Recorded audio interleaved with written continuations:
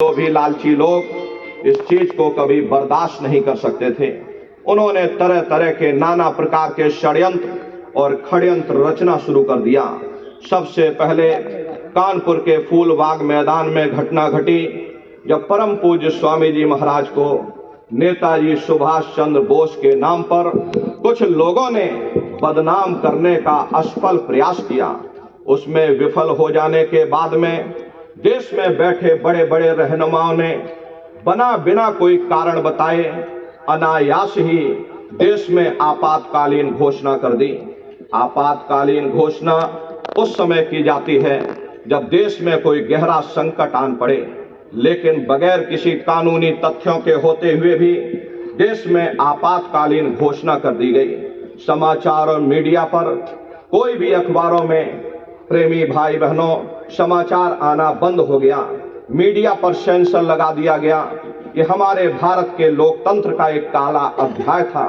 प्रेमी भाई बहनों, जिस समय आपातकालीन लगा, परम पूज्य स्वामी जी महाराज अपने पुराने आश्रम पर यानी कि कृष्णा नगर आश्रम पर मौजूद थे, और कृष्णा नगर आश्रम मथुरा आश्रम से करीब करीब 2-2.5 किलोमीटर दूर है। उस समय वहीं पर आश्रम हुआ करता था। प्रेमी भाई बहनों, जब संगत धीरे धीरे बढ़ने लगी, तब परम पूज्य स्वामी जी महाराज ने बड़े आश्रम का निर्माण किया।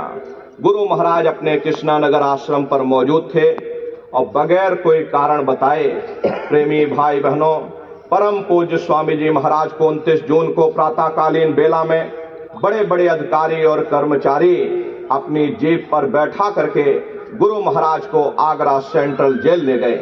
ये हमारे प्रेमी भाई बहनों, संगत के इतिहास का सबसे दुख दर्द भरा लम्हा था। धोती के टुकड़े कर कर गुरुवर ने दिवस गुजार दिए।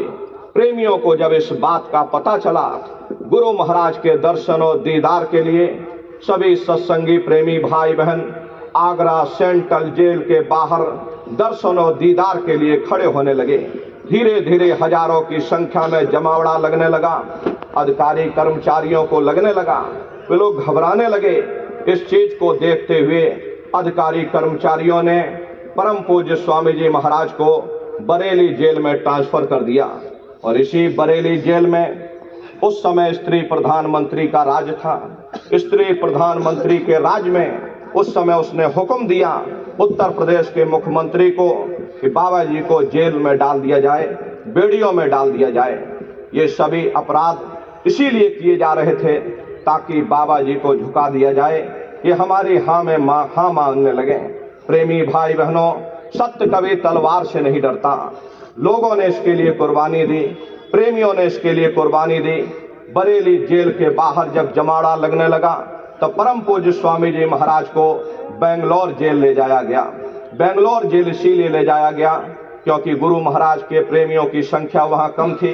इसीलिए परम पूज्य स्वामी जी महाराज को बेंगलोर जेल ले जाया गया। और कुछ समय बेंगलोर जेल में रखने के बाद में फिर परम पूज्य स्वामी जी महाराज को दिल्ली के तिहाड़ जेल में लाया गया। और इसी दिल्ली के तिहाड़ जेल में भारत के स्त्री प्रधानमंत्री के इशारे पर बड़े बड़े अधिकारी कर्मचारी परम पूज्य स्वामी जी महाराज से मिलने आए। तरह तरह का प्रलोभन का दौर शुरू हो गया, क्योंकि उस समय उनको ये लगने लगा था कि भारत में आपातकालीन हम ज्यादा समय तक नहीं लगा सकते हैं, और बगैर बाबा जी के समर्थन के हम चुनाव जीत नहीं सकते। इसीलिए तरह तरह के प्रलोभन का दौर शुरू हुआ कि हम आपको हेलीकॉप्टर देंगे, हम आपको जमीन वापस कर देंगे। उस समय आपातकालीन समय में गुरु महाराज के आश्रम की जितनी भी जमीनें थीं, उस समय पर प्रेमी भाई बहनों यूपीएसआईडीसी को पट्टा काटने के लिए दे दिया गया। जितनी भी आश्रम की जमीनें थीं सब एक्वायर कर ली गई। जितनी भी गुरु महाराज की गौवें थीं उनको बूचड़ खाने में कटने के लिए दे दिया गया। प्रेमी भाई बहनों, इसीलिए तरह तरह का प्रलोभन का दौर शुरू हुआ कि आप हमारी हाँ में हाँ मानने लगो, हमारा साथ दे दो, हमारी सरकार का आप साथ दे दो, आप हमारा समर्थन कर दो, हम आपको आपकी जमीन वापस कर देंगे। लेकिन गुरु महाराज ने उसी समय कह दिया, ए बच्चा, मुझे कोई माई का लाल खरीद नहीं सकता। गुरु महाराज ने उसी समय जवाब दे दिया, ये सितारा डूबेगा। लेकिन वो प्रेमी भाई बहनों वो बात देखिए सबके सामने आई। गुरु महाराज के शब्दों को आगे इतिहास ने फिर दोहराया।